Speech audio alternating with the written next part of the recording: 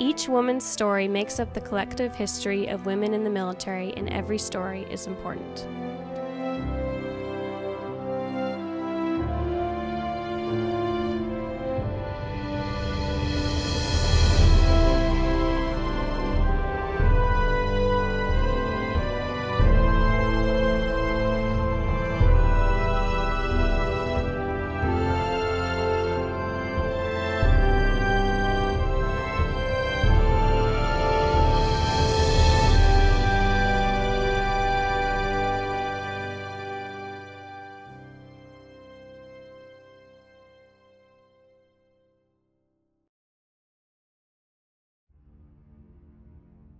I enlisted in January of 95, and I was in the delayed entry program until I went to boot camp in October of 95. I joined the Marine Corps after I had gone on a field trip to like a career planning type thing, and there were college recruiters and military recruiters, and I got information from a few colleges, and I got information from several of the other branches of service that were there, and the person that talked to me most was the Marine Corps recruiter. When I first got to Parris Island, we were all really tired. I think if you talk to most people, they're going to say their first few days were really confusing and it was just disorienting.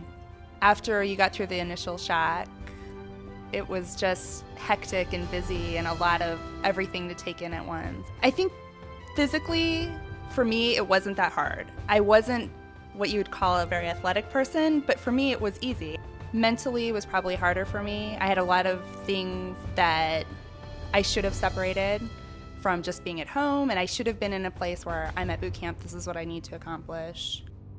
It seemed like everything that I had done in high school, I always had like somebody helping me along, whether it was my parents or teachers, but boot camp, you really have to do it on your own. And your drill instructors are there to help you, but you have to do it. My favorite part of boot camp was when we did the combat training, and that to me was the most fun because we were out in the field, we had the cami paint on, and we were just, to me, that's what being in the Marine Corps was, and I thought that was the best part. I like drill. I don't think I was very good at it. Apparently, I couldn't walk straight, so I was squad leader for half a day until they decided I couldn't walk straight. The first place I was stationed was Camp Courtney, which is in Okinawa, and I was with 3MEF G6. I worked in the MCMO office. After I left Okinawa, I was at 2nd FSSG with Com Company, and that was in Camp Lejeune, North Carolina. There's still, to this day, I think some stigma that females shouldn't be in the military, and we're kind of overshadowed by the men. I had no choice but to be around other male Marines. Very rarely would I be with other females that I knew. Kind of just had to put yourself out there and just be one of the guys. Probably the only time that I felt pressure or stress was after I had children. And I think that's a lot of females have to deal with that. And I don't think it's anything bad. I think you get to a point where Marines have it in them that they want to give 100% all the time. And I wanted to give 100% all the time. And I wanted to give 100% to my child. I wanted to give 100% to my job. I wanted to be everything. And it's just a lot of pressure, and you can't do that. Daycare only stays open until a certain time. You have to be there, and if you're doing training or something and you have to make accommodations, the gunny doesn't always like that.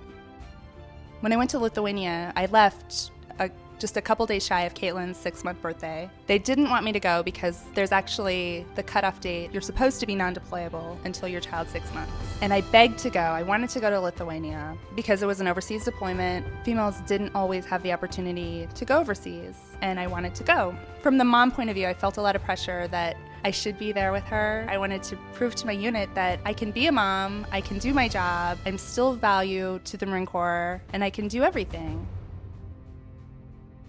It was just nice. My daughter she was almost 2. My son was about 6 months.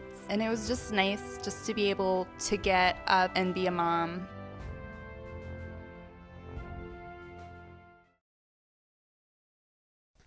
You can help preserve this important part of our nation's history. If you are a servicewoman or know of a servicewoman, past or present, who is not registered, please stop at the information desk in the registration room and pick up a registration form, or leave a name and address so we can mail one to that person.